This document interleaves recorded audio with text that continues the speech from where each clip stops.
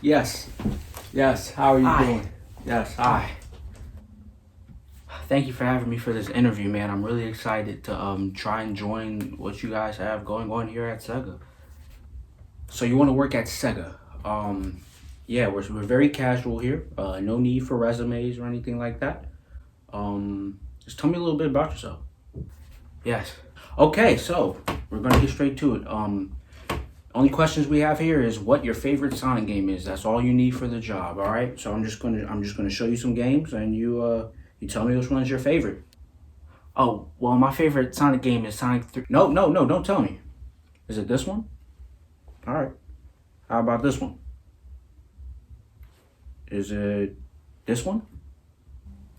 How about this one? No, no, this one back. Go back. Oh, okay. This one? No, Sonic 3 and this one. Yes, that one. That one. Oh, sorry. Must have been a mistake. This one? This one. No. Sonic 3 and Knuckles. Oh, you're talking about this one. I'm just gonna go. Sonic the Hedgehog's debut titles in the early 90s shifted the landscape in the gaming industry. The earliest titles from Sega and their new blue mascot have become some of the most influential, iconic, and evergreen video games in the history of the media. Because of this, in the years following the Hedgehog's exit from his Genesis era, Sega has consistently provided ways to revisit 16-bit Sonic on succeeding generations of consoles. Whether it was Sonic Jam in 1997, 2002's Sonic Mega Collection, or for the Virtual Console and live arcade services from the Wii and 360 respectively, there was always a path to play the Mega Drive products. Fast forward to the present day, and that still remains to be the case. Sonic 1 and 2 are accessible just about anywhere, mostly due to Christian Whitehead's stellar retro engine, which has allowed the first two titles to become playable on just about every streaming device. Also in 3D via the 3DS and on the Switch via Sega Ages. Sonic CD's been available with titles like the Sonic Gems Collection and its notorious 2011 retro engine port, still on services like PS Now and the App Store. However, one very important game from that bunch, which subsequently becomes two upon technicality, has become lost in the recent decade, with its last reintroduction dating all the way back to 2011 at this point.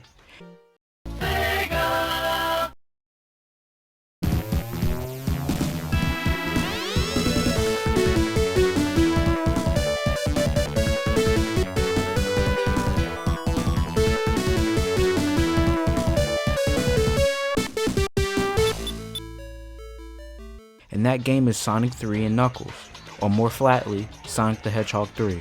So with that being said, where has Sonic 3 gone? Let's talk about it.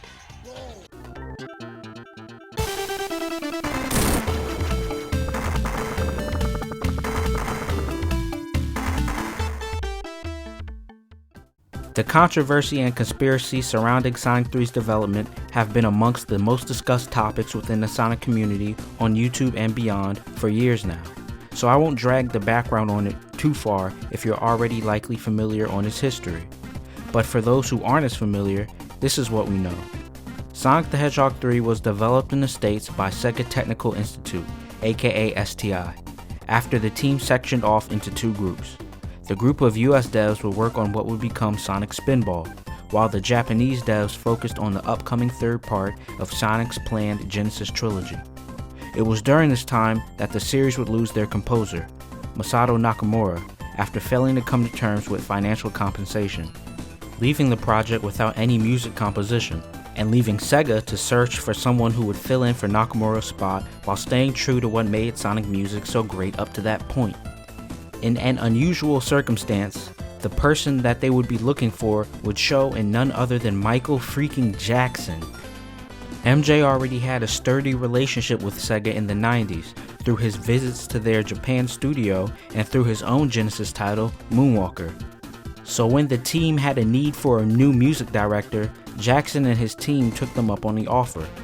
In the months following, Jackson's team, along with the star, are said to have worked on a number of pieces for Sonic 3. Members of the team would go on to be credited with their contributions to the title on the game's credits, including Brad Buxer, Bobby Brooks, Daryl Ross, Geoff Grace, Doug Grigsby III, and Sirocco. However, the clear omission would be Jackson himself, and the reason why his name is uncredited has become a strong topic of conspiracy and conversation, every now and then further provoked by multiple interviews where Brad Buxer confirmed Jackson's involvement and the remnants of their work in Sonic 3. The exact reason why is still unknown. Most theories either point to Jackson's alleged eventual displeasure with the Genesis audio limitations or to his sexual abuse allegations that he was dealing with in line with 3's development and his world tour. That being said, most ideas of how his name was removed often concludes with one side wanting to distance themselves from the other. Yet still, whatever the case may be, Jackson and his team's work would still remain in select pieces within the game, and many fans of both the Blue Blur and the King of Pop alike have identified these tracks with great observations to similarities between Jackson's music and the themes throughout the '94 title. Sega must have also been aware of these similarities, as the company would spend the following years trying to sweep as much of the evidence of MJ's work under the rug. But in classic Sega fashion, the attempted cover-up wouldn't exactly go as planned.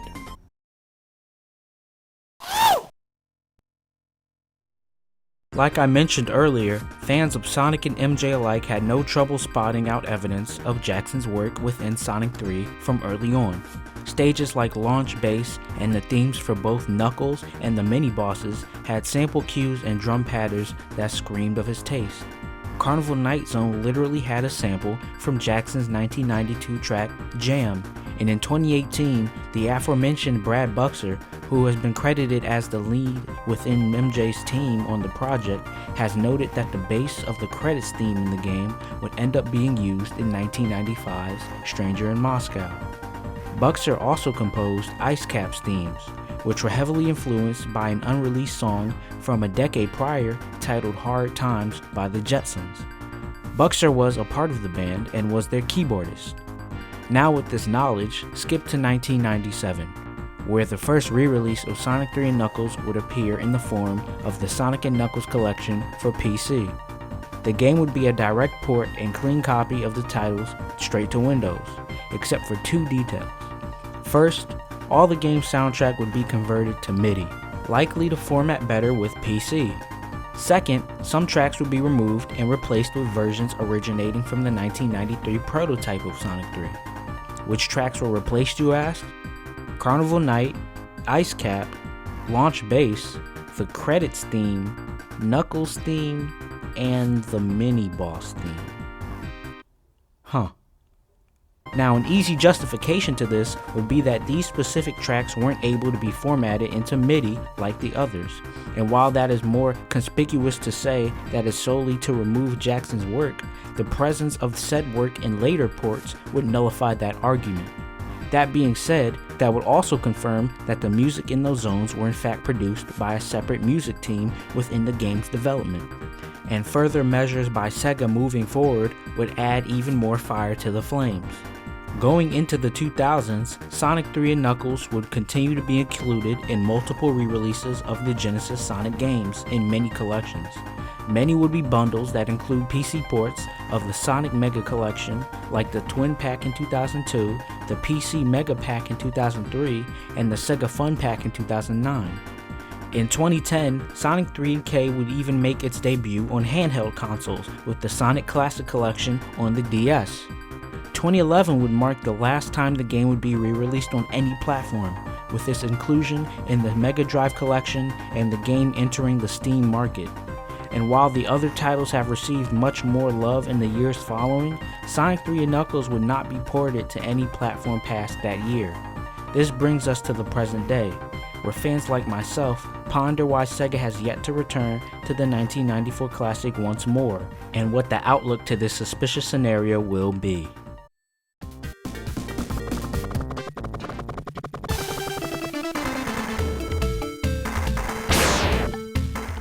If you're searching for a way to play Sonic 3 and Knuckles at this very moment, The only single way I could find is the PC version, which is luckily still available on Steam. Compare that to the other installments of the Sonic original trilogy, Sonic 1 and Sonic 2, which are actively available on Steam, the 3DS, Switch, Android, and iOS. It has become clear that Sonic 3 has been completely off the table for Sega. Christian Whitehead, responsible for the mobile versions of Sonic 1, 2, and CD, had a fully functional version of Sonic 3 using the same mobile engine readily available, and while the other games were easily given the green light, we would never see Sonic 3 and Knuckles on the retro engine. Another example would be the Sega Genesis Mini in 2019, the brand's attempt to cash in on the miniature console fad that Nintendo set off 3 years prior. Of course, Sonic 1 and 2 were present. Even Sonic Spinball made the cut for the 42 games on the Mini system, but Sonic 3 and Knuckles? No dice. Sega has even acknowledged the game's absence on multiple occasions, and is actively choosing to turn a blind eye to the title when it comes time for re-releases. But truthfully, can you blame them entirely? While it would be advantageous for us fans for Sega to just put out a statement justifying why Sonic 3 has nearly vanished entirely in the last 10 years, the sticky situation surrounding the game's development could be a lot deeper than we can even hypothesize. It is blatantly clear Michael Jackson and his team contributed significant work to the game's soundtrack, and it's even more clear that there was a parting of ways between the two camps at some point before launch. Whether it was Sega or MJ's decision to separate themselves from the others is still up to debate, but one thing is for sure, the music is still there, and even 11 years after Jackson's untimely death, I'm certain a disaster class of licensing and royalties has to be sorted out every time Sega goes to put the game on a new market. And although the company is still raking in positive profit margins, they definitely aren't in as much of an abundance of cash now as they were a number of years ago, especially not in comparison to the mid-90s. So perhaps it's in the company's best interest to just stay clear of the extra paperwork nowadays. As for us fans, I still believe it's a bit unfair. Sonic 3 and Knuckles is widely considered to be one of the best, if not the best game in the franchise's history, and it's arguably the most complete offering to display the wonder of Genesis Sonic to a younger audience. I was lucky enough to get the classic titles, including Sonic 3 and K, on Virtual Console before they were removed in 2015, and I also own the classic collections on the GameCube. But for the even younger and new-coming Sonic fans after me, many are without accessible options to play the 94 classic. Even though it may be a hefty task for the suits over at Sega, I think it is important to fight for legacy content, and I think they should bite the bullet and do the right thing for the fans. Sonic the Hedgehog 3 and Knuckles is a timeless work of art, and its absence has been felt strongly through Sonic's recent re-releases. Whether it's directly due to the King of Pop or not, I hope sometime in the near future we can revisit Angel Island in all of its 16-bit glory once more. Thank you for watching.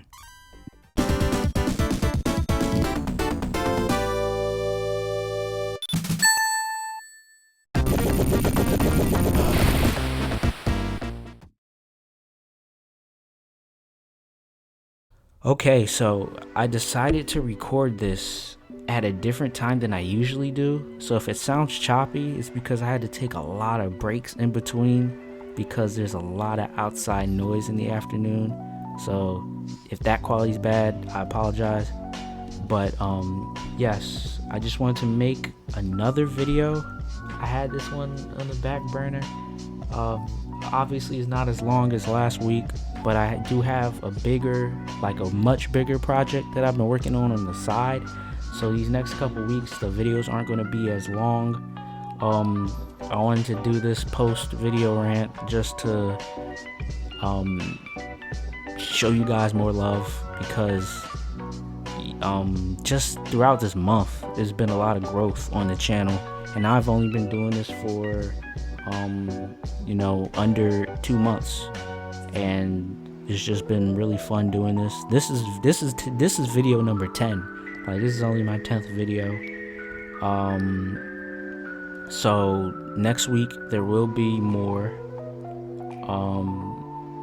Definitely open in the comments if you there's a specific topic you want to see. because I kind of make the videos as I go. Like I do have stuff planned, but you know, if I see a topic that somebody wants to see and I have something to say on it, I can definitely like come up with like a 12-minute video to put out the week following. So if you do have ideas, just throw one in the comments. You never know, I might be down to do it. But the question for this video is, how did you first play Sonic 3 and Knuckles? Like I said, my first one was on the Virtual Console. I didn't know that it was taken off the Virtual Console before all of that closed down until I was doing the research on this video. So it's kind of cool to have like something that no one else can get at this point. And also, why do you think it vanished? Why do you think Sonic 3 and Knuckles is going through this port drought? It definitely could have something to do with Michael Jackson, but truthfully, you never really know. But other than that, I'm gonna cut it here because it's already way too long.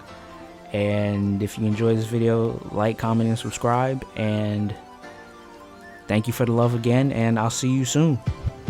Peace.